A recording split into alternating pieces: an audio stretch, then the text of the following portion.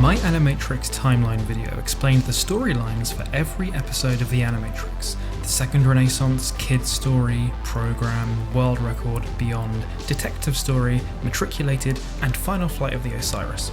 And I suggest you watch that video before this video by tapping in the corner right now. But where exactly does every episode fit into the wider Matrix universe? Do some happen before the movies, after the movies, during the movies?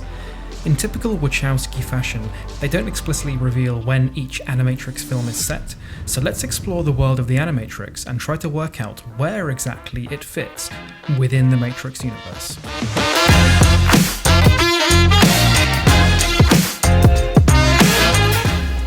Okay, so here's our timeline. First, the Second Renaissance. This film explains the war of humans versus machines, so we can safely say that this film is at the very start of the timeline. Like, obviously, really, it's explaining how the machines came to imprison the humans within the Matrix. Obviously, there's a big old gap between the end of the Second Renaissance and the first film, but in the timeline, Second Renaissance goes first, and then the Matrix, etc, etc. So this one, the Second Renaissance, we are very sure of this. Next Animatrix film, Kids Story. So this is about the kid character in The Matrix Reloaded, the kind of shaved head guy. This film explains the story of how he managed to escape the Matrix and free himself. In this, we see Neo and Trinity at the end of the Kid Story Animatrix film. So that means that this explicitly takes place after The Matrix 1. We can be very, very sure of that. Next Animatrix film, Program. See, this is where it gets a bit annoying to try and place these in the timeline because there are less and less clues. This film is about Sis training with Duo. Sis is a red pill, she's locked into the construct and she's doing a training mission with another character called Duo. It's very clear straight away that it's a construct, which means that it's not actually the Matrix, it's just their own little virtual world that they've created. The annoying thing about that is it means that we have no idea who else is in this little construct with her. So nothing in this film gives much away, there aren't really many clues, so this is one we can be less sure of. However, we must consider the central theme of this film, betrayal, wanting to re-enter the Matrix, just like Cypher, the character in The Matrix 1. So if we kind of generate a theory here, why would red pills be doing a training mission with each other about the idea of betrayal? I believe that this Animatrix story program takes place after The Matrix 1 because Cypher had just betrayed all of his crewmates, and therefore all the other captains would hear about this and go, okay, we need to start training our other red pills to ignore the temptation to go back into the Matrix. Also, this film does not mention Cypherites, which is a group of red pills that make it their holy goal to put people back into the Matrix. This happens in The Matrix Online, so therefore we can place Program after The Matrix 1, but before The Matrix Online. Next, World Record. It's about a runner, a world-class sprinter called Dan. He tries to break his own previous record of sprinting the fastest in human history, but eventually he accidentally wakes himself up from the Matrix and the agents kind of force him back in. So just like Program, there isn't much that puts this film on a specific time other than these two main clues. One clue is that the agents block Dan from actually waking himself up.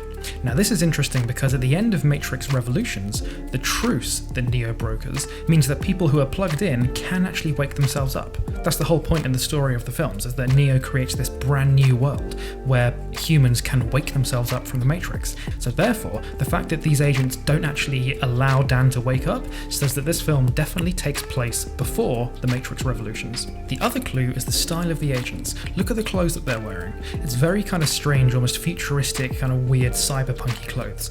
Very different to the clothing that the agents wear in the movies.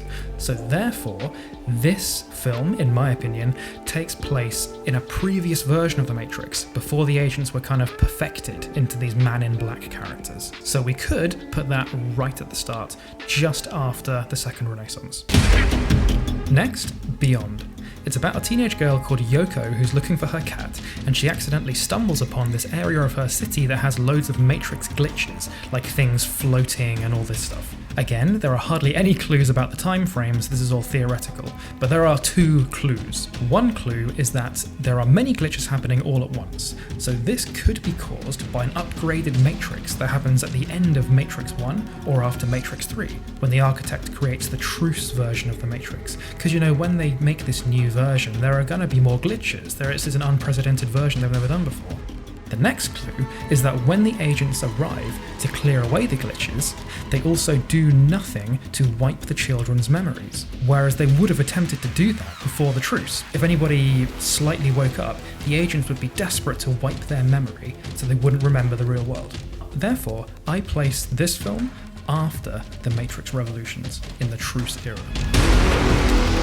Next, detective story. This short film is about Ash, who's a private investigator, and he stumbles upon trying to find Trinity. So right there, that is a pretty solid clue as to, where this is in the timeline. It features Trinity. In the story, the agents are trying to find Trinity, and not Neo. So this implies that they don't know about Neo yet, therefore I would place this film before The Matrix 1. Matriculated is the next one, and it's a really cool film. It's about some humans living on the surface in the real world, trying to reconfigure robots that they capture. They're trying to reconfigure them to teach them empathy and get them to fight for themselves. So this is the hardest film to place because it has virtually 0 clues, mainly because none of it takes place in the Matrix. It only takes place in the real world and their own little virtual reality constructs that they've made.